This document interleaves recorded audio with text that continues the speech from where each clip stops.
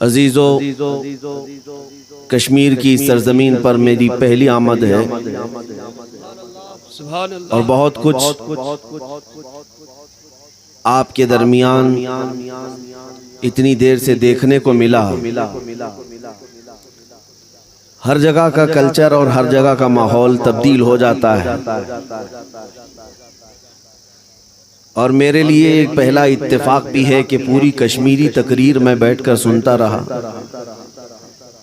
حضرت علامہ گل محمد اظہری صاحب کی، لیکن جو باتیں دل سے نکلتی ہیں وہ کسی بھی زبان میں ہو دل میں اتر جاتی ہیں۔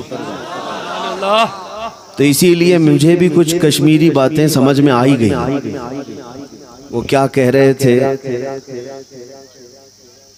کچھ ہوتی ہیں زبان سے نکلی ہوئی باتیں، اور کچھ ہوتی ہیں باڈی لینگویج، اور کچھ ہوتی ہیں دل سے نکلی ہوئی باتیں۔ تو دل سے نکلی ہوئی باتیں اسی لیے میں نے تاریخ میں پڑھا ہے، میرے آقا صلی اللہ علیہ وسلم کے جو سچے غلام تھے صحابہ، وہ افریقہ کے جنگلوں میں بربر قوم کو بھی جب ہدایت دینے کے لیے بات کرتے تھے، قرآن پڑھتے، حدیث پڑھتے، افریقہ کے جنگلات میں رہنے والوں کو کوئی عربی نہیں آتی، لیکن جب صحابہ ان سے عربی بات کرتے تھے تو انہیں سب سمجھ میں آتی تھی۔ سبحان اللہ، نعرہ اور تکبیر، نعرہ رسالت، ہر صحابی نبی، ہر صحابی نبی۔ میرے عزیزو، نبی پاک صلی اللہ تعالیٰ علیہ وسلم سے سچی عقیدت و محبت رکھنے والا وہ ہر زمین اور ہر خطے پر حکمرانی کر ہی لیتا ہے۔ بہرحال جو تجربے کی باتیں ہیں، کشمیر کو ہم نے بہت ٹھنڈا ٹھنڈا ٹھنڈا سنا ہے پہلے سے بھی، اور ہے بھی۔ بے شک کشمیر کا ٹیمپریچر مائنس میں چلا جاتا ہے، ہوتا ہے، بے شک، لیکن میں نے یہ بھی محسوس کیا ہے کہ ایمانی ٹیمپریچر ہمیشہ 50 ڈگری سے اوپر بھی ہوتا ہے۔ سبحان اللہ، نعرہ کیونکہ یہ وہ سارے نعرے بعد میں لگا دیں گے ایک ساتھ، آپ ابھی پوری تقریر کے بعد ایک ساتھ نعرے لگا لیں گے انشاءاللہ، تھوڑی باتیں ہماری ہو جائیں۔ اردو سمجھ رہے ہیں نا آپ؟ جی۔ اور حقیقت میں جس ٹیمپریچر کی ضرورت ہے وہ کشمیریوں میں موجود ہے، جو جذبہ، ایمانی جذبہ تمہارے اندر موجود ہے، اللہ اسے ہمیشہ سلامت رکھے۔ اور ایسی سرزمین پر جہاں ٹیمپریچر مائنس ڈگری میں جاتا ہے، عام طور پر لوگ یہ سوچتے ہوں گے کہ لوگ بھی ٹھنڈے ہوں گے۔ موسم ٹھنڈا ہے لیکن لوگ ٹھنڈے نہیں ہیں، اور ٹھنڈے ہونا بھی نہیں، اس لیے کہ ٹھنڈا ہونا یہ ایمان والے اور مسلمان کی شان نہیں ہے۔ ہاں، اپنوں کے لیے، ایمان والوں کے لیے اور امن کے لیے ہمیشہ ٹھنڈا رہے گا، لیکن جب گستاخی ہو میرے مصطفیٰ کی، اس وقت اگر کوئی ٹھنڈا رہتا ہے تو وہ بے غیرت آدمی ہے، بے شک، وہ بے غیرت آدمی ہے، اس کے اندر کوئی غیرت باقی نہیں ہے۔ اسی لیے ہمارے استاد تھے، انہوں نے ہمیں نصیحت کی تھی کہ بیٹا جب بھی بات کرنا تو نرم بات کرنا، لوگوں سے گفتگو کرنا تو نرم انداز میں بات کرنا، مسکرا کر کے لوگوں کا استقبال کرنا۔ ہم وہی کرتے آئے، تقریر بھی نرم ہی کرتے رہے، لیکن ہمارے استاد نے ایک نصیحت یہ بھی کی تھی، ہمیشہ نرم بات کرو، مسکرا کر کے لوگوں سے ملاقات کرو، لیکن جب حضور پاک کی شان میں گستاخی کوئی کرے تو پھر زبان بھی نرم نہیں ہونی چاہیے، دل بھی ٹھنڈا نہیں اور دماغ بھی میٹھا نہیں۔ ہاں، زبان میٹھی، دماغ ٹھنڈا اور دل نرم ان کے لیے نہیں ہے۔ اسی لیے اگر ہم سے کچھ سخت جملے نکلتے ہیں تو وہ دشمنان اسلام کے لیے، اعداء اللہ کے لیے ہیں، اللہ کے دشمنوں کے لیے۔ اللہ کریم آپ سب کو میرے آقا صلی اللہ علیہ وسلم کی سچی غلامی عطا فرمائے۔ اس مائک کا ایکو کم کر دو، ہم نعت نہیں پڑھ رہے ہیں، گفتگو کر رہے ہیں، تاکہ آپ کے سمجھ میں صاف آ سکے۔ آپ کے علاقے میں ہو سکتا ہے میں پہلی بار آیا ہوں، لیکن علامہ گل محمد اظہری صاحب، ان سے ہمارے بہت پرانے تعلقات ہیں۔ جامعہ ازہر مصر میں یہ ہمارے سینئر لوگوں میں سے تھے۔ سبحان اللہ۔ اور بڑی بات تو یہ ہے کہ ہم تقریباً 100 ہندوستانی وہاں پر پڑھ رہے ہوں گے. پورے 100 میں صرف 2 لوگ ایسے تھے جو دارالافتاء المصریہ میں، مصر کے جامعہ ازہر کے جو دارالافتاء ہوتا ہے، جو پورے مصر کا سب سے بڑا ہیڈ کوارٹر جہاں سے فتویٰ جاری ہوتا ہے، بلکہ دنیا کا بڑا ہے، اس سپریم دارالافتاء اس کو سمجھ لیں، سپریم کورٹ کے برابر مصر کے، اس دارالافتاء میں صرف 2 ہندوستانی تھے، ان میں سے ایک گل محمد صاحب تھے. سبحان اللہ. ہم ان کی قدر کرتے ہیں. یا رسول اللہ ساتھ ہے. اور ایک بات آپ لوگوں کے علم کے لیے میں بتا دوں، میرے آنے سے پہلے میں جہاں پہ بھی جاتا ہوں بہت سارے حالات ایسے ہیں. ابھی فی الحال پولیس والے الگ ہماری خیر خواہی کرتے رہتے ہیں، ایجنسیاں الگ لگی رہتی ہیں، سب کے اندر کچھ نہ کچھ کھلبلی رہتی ہے، اور جس علاقے میں جا رہے ہیں وہاں کے کچھ نہ کچھ حاسدین بھی ہوتے ہیں. 2 جماعتیں ہوتی ہیں، 3 جماعتیں ہوتی ہیں، ہر جگہ ہے. تو اپوزیشن کی طرف سے بھی بہت ساری باتیں آنے لگ جاتی ہیں، بہت سارے مسائل ہوتے ہیں جہاں پر بھی جاتے ہیں. اور میں نے ڈاکٹر گل محمد اظہری صاحب کے متعلق بھی پچھلے ہفتے، ایک ہفتے سے، ان کو ابھی تک نہیں کہا، ابھی ممبر پر کہہ رہا ہوں، میری بات نہیں ہوئی ان سے. بہت ساری باتیں میرے پاس بھی آئی، لیکن چونکہ میں پرسنلی انہیں جانتا تھا، آج یہاں پر میں وضاحت کر دوں کہ پورے ہندوستان کی سب سے بڑی عظیم شخصیت میرے مرشد حضور تاج الشریعہ رحمۃ اللہ علیہ، شاید نام جانتے ہوں، بے شک. کون نہیں جانتا، حضرت کی بھی. حضور تاج الشریعہ، وارث علوم اعلیٰ حضرت، جانشین مفتی اعظم ہند، اعلیٰ حضرت کے خانوادے کے چشم و چراغ حضور تاج الشریعہ رحمۃ اللہ علیہ ہندوستان کی سب سے بڑی عبقری شخصیت، قاضی القضات فی الہند تھے. وصال ہو گیا 4 سال قبل. حضور تاج الشریعہ رحمۃ اللہ تعالی علیہ جب مصر تشریف لائے تھے، میں منتظم تھا، ڈاکٹر صاحب جانتے ہیں، اور ایک کانفرنس ہوئی تھی جس میں جامعہ ازہر کے تقریباً 27 علماء تھے، اور دیگر جامعہ عین شمس، جامعہ قاہرہ، سب کے ملا کر 60 بڑے بڑے ڈاکٹرز اس میں تھے، علماء. حضور تاج الشریعہ کے استقبال کے لیے جو کانفرنس رکھی گئی تھی، اس کانفرنس میں حضور تاج الشریعہ رحمۃ اللہ تعالی علیہ عربی میں بیان کیے تھے 15-20 منٹ تک، اور وہ پورا عربوں کا ماحول تھا. اس دن حضور تاج الشریعہ رحمۃ اللہ تعالی علیہ کے اس کانفرنس کی اناؤنسنگ کرنے کے لیے جس کو منتخب کیا گیا تھا، وہ ڈاکٹر گل محمد اظہری صاحب. سبحان اللہ. اور حضور تاج الشریعہ رحمۃ اللہ تعالی علیہ کے آنے کے وقت آپ نے ہمارا بہت ساتھ دیا تھا. وہاں کے مفتی مصر مفتی علی جمعہ صاحب سے ملاقات کروائی، اور بھی دیگر. حضور تاج الشریعہ رحمۃ اللہ تعالی علیہ کے لیے یہ ہماتن کوشاں رہتے، مجھ سے پرسنلی کئی مرتبہ ملاقاتیں کرتے، اور حضرت کی کتابوں کی چھپوائی کے لیے بہت فکر مند رہتے. اسی لیے بھی میں کشمیر دوڑا دوڑا آ گیا کہ میرے مرشد کا ایک اور وفادار خادم یہاں پر موجود. سبحان اللہ. اور میں جو باتیں کہہ رہا ہوں شاید ڈاکٹر صاحب بھی اسے اتفاق کرتے ہوں، اور مجھے امید بھی یہی ہے کہ اعلیٰ حضرت کا وہ مشن اور حضور تاج الشریعہ رحمۃ اللہ تعالی علیہ کا عشق کشمیر کی اس وادی میں پھیلانے کے لیے ڈاکٹر گل محمد صاحب ایک سنگ میل کا کام کریں گے انشاءاللہ، انشاءاللہ، اور سنیت کو بیدار کریں گے. انشاءاللہ. اب میری چند باتیں سن لیں، اس لیے کہ سب سے لاسٹ میں مجھے لائے. میں سوچ رہا تھا شاید سب ٹھنڈا ہو گیا، لیکن پھر شام ہوتے ہوتے پھر گرم نظر آ رہے ہیں. سبحان اللہ. ہاں ابھی تھوڑی دیر پہلے مجھے لگا کہ شاید جلسہ ختم ہوا اور ڈاکٹر صاحب مجھے چائے پلا کر یہیں سے بھیج دیں گے. ویسے کوئی مسئلہ نہیں ہے، کوئی مسئلہ نہیں، گفتگو کرنے کے لیے کوئی بھی بہت ساری منزلیں ہمارے پاس ہیں. آپ سے ملاقات ہو گئی، یہ بھی بڑی بات ہے. سبحان. چند باتیں ہماری سن لیں. آج کشمیر کے اندر مسلمانوں کا ایک عظیم جم غفیر موجود ہے. تم پر صرف یہاں ہمارے ملک کی نظر نہیں، پوری دنیا کی نظر ہے. پوری دنیا جانتی ہے کشمیر کو. ہندوستان کے سارے اسٹیٹ کو کوئی جانتا نہیں، ہر ایک کا نام لے کر، لیکن کشمیر ایسا ہے جو پورے ورلڈ میں جانا جاتا ہے. آپ سوچتے ہوں گے کس وجہ سے؟ خوبصورتی کی وجہ سے، موسم کی وجہ سے؟ خوبصورتی اور موسم تو دنیا کے اور بھی ملکوں میں موجود ہے، نیوزی لینڈ ہے، آسٹریلیا ہے، سوئٹزرلینڈ ہے، جہاں ٹھنڈیاں بھی ہوتی ہیں، لوگ وہاں پکنک کے لیے جاتے بھی ہیں۔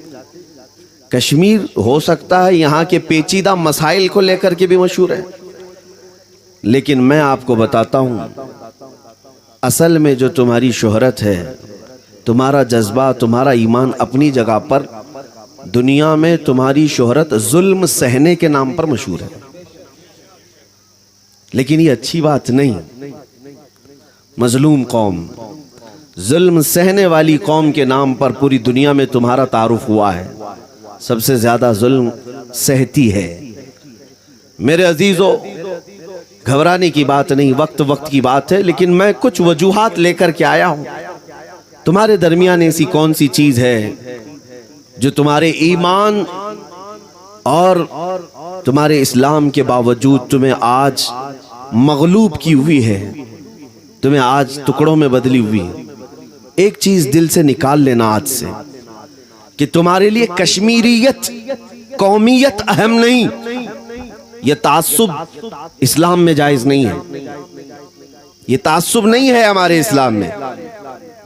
یہ بہاری ہے، وہ بنگالی ہے، یہ ممبئی والا ہے، یہ گجراتی ہے، یہ راجستھانی ہے، یہ کشمیری ہے۔ قومیت، کشمیریت اگر تمہارے دلوں پر کوئی ڈال رہا ہے تو یہ تعصب کی بیج بو رہا ہے۔ تمہارے لیے جو سب سے اہم چیز ہے، کشمیری ہونے پر فخر نہیں، مصطفیٰ کریم کی غلامی پر فخر ہو، محمد عربی صلی اللہ تعالیٰ علیہ وسلم کی غلامی پر فخر ہو۔ قرآن یہ کہتا ہے وَلِلَّهِ الْعِزَّةُ وَلِرَسُولِهِ وَلِلْمُؤْمِنِينَ، عزت اللہ کے لیے ہے، رسول کے لیے ہے اور ایمان والوں کے لیے۔ وَلَكِنَّ الْمُنَافِقِينَ لَا يَعْلَمُونَ، لیکن منافقین اس بات کو نہیں جانتے۔ آج تمہاری عزت میرے آقا کے قدموں میں ہے، نبی پاک صلی اللہ تعالیٰ علیہ وسلم کی وفاداری میں ہے۔ اور جو ہم نے دیکھا ہے دنیا میں انقلاب آئے، بڑے بڑے انقلاب، وہ صرف انقلاب نعروں سے نہیں آئے۔ جوشیلے نعروں سے انقلاب آنا ہوتا تو کتنے جلسے ایسے جوشیلے ہو چکے۔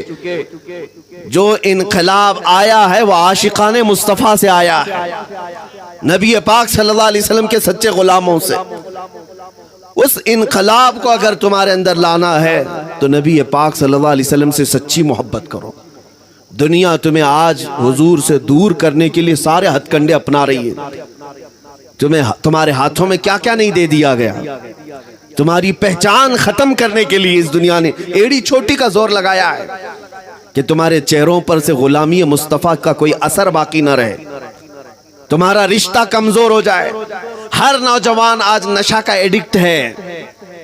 اب مجھے یہ نہیں پتا کہ تمہارے ہاں چرس، افیون، کوکین، چرس، گانجا یہ سب ہوتا ہے نہیں ہوتا، لیکن تقریباً مسلمانوں کے محلے میں پہنچا دیا گیا۔ یہ نشہ تو اپنی جگہ پر، انٹرنیٹ کا نشہ تو ہر ایک کے ہاتھ میں پکڑایا گیا ہے۔ انٹرنیٹ کے ذریعے سے لاکھوں نوجوانوں کو گیم کا عادی، سوشل سائٹس پر اپنا وقت برباد کرنے والا ایڈکٹ نوجوان بنا دیا گیا۔ نہیں دیکھتے دن میں 8-8 10-10 گھنٹے فیس بک، انسٹاگرام اور یہ دوسرے سوشل سائٹس پر گزارنے والے نوجوان ہیں، اور کتنے تو ایسے ہیں جو پب جی میں اپنی زندگیاں ختم کر چکے ہیں، برباد ہو گئے، ختم ہو گئے۔ میرے پاس ایسے کئی معاملات آئے ہیں۔ ایک نوجوان لڑکا، ماں نے صرف انٹرنیٹ استعمال کرنے سے منع کیا تو ماں کی گردن پر چھری چلا دی۔ یہ نشیڑی لوگ ہی تو کر سکتے ہیں جس کے اوپر نشہ بہت زیادہ آ گیا۔ یہ سب تمہارے ساتھ کیوں ہوا؟ وجہ یہ ہے کہ تمہیں حضور پاک صلی اللہ تعالیٰ علیہ وسلم سے دور کر دیا جائے تبھی تم ذلیل ہو گئے۔ ڈاکٹر اقبال نے 100 سال پہلے کہا تھا، یورپ پورا انگریز ڈرتا کس بات سے جانتے ہیں؟ کس بات سے ڈرتا ہے؟ وہ کہتا ہے انگریز، یہ فاقہ کش موت سے ڈرتا نہیں ذرا۔ مسلمانوں کے بارے میں وہ کہتے ہیں یہ بھوکے رہتے ہیں لیکن مرنے سے تو ڈرتے ہی نہیں ہے۔ دنیا کی واحد قوم ایسی ہے جو مرنے سے ڈرتی نہیں۔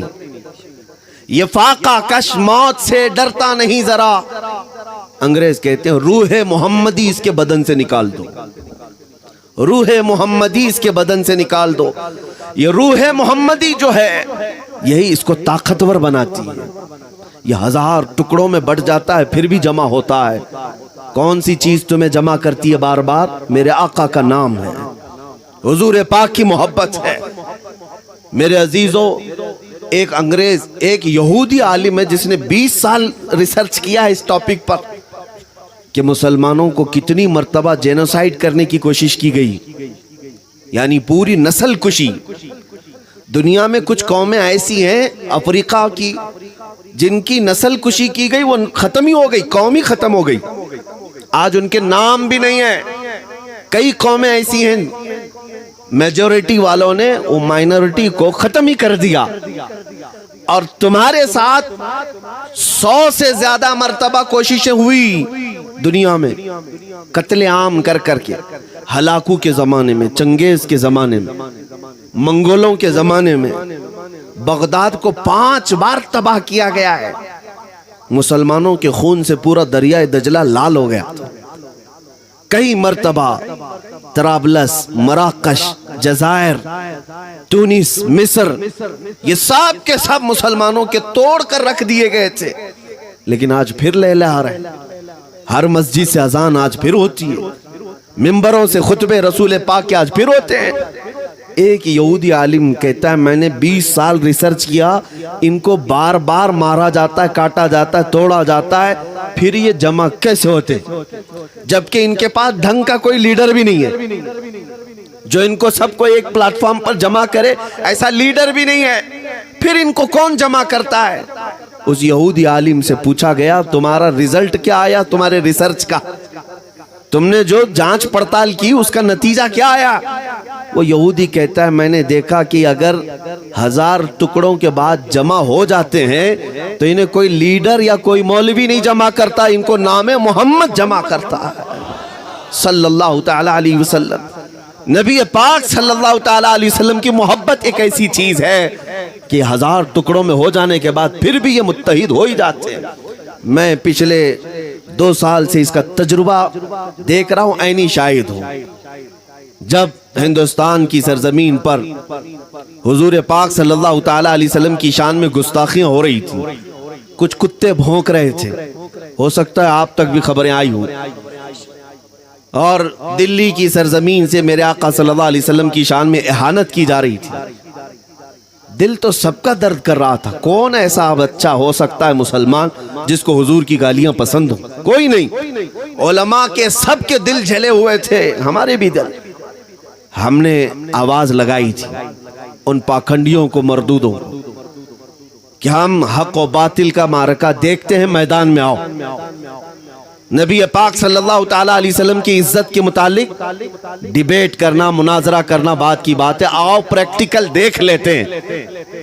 یہ موبائل کا چیلنج جو کیا تھا, میں کس لیے بتا رہا ہوں آپ کو, جب یہ اعلان ہوا یہ تو چند ہی لوگوں میں اعلان کیا تھا, لیکن آواز پوری دنیا میں پہنچی, اللہ رب العزت ہر جگہ پہنچایا. اب اس کا نتیجہ جو نکل کر کے آیا میں آپ کو بتاتا ہوں. 6 مہینے تک مسلسل میرے پاس خط بھی ہیں, لیٹر بھی ہیں, میسیجز بھی ہیں. ہر قوم, ہر فرقے کے لوگوں نے یہ کہا کہ مولانا آپ کھڑے رہیں, ہم آپ کے ساتھ. اختلافات جتنے تھے وہ سب بعد میں دیکھے جائیں گے, آپ رسول پاک کی عزت کے لیے کھڑے ہیں, ہماری جان حاضر ہے. پھر مجھے احساس ہوا 1000 جھگڑے کیوں نہ ہو جائیں امت میں, لیکن اگر یہ امت جمع ہوتی ہے تو گنبد خضرا کی چھاؤں میں جمع ہوتی ہے. اسی لیے آج ضرورت اس بات کی ہے, چھوڑو جھگڑے, چھوڑو فسادات.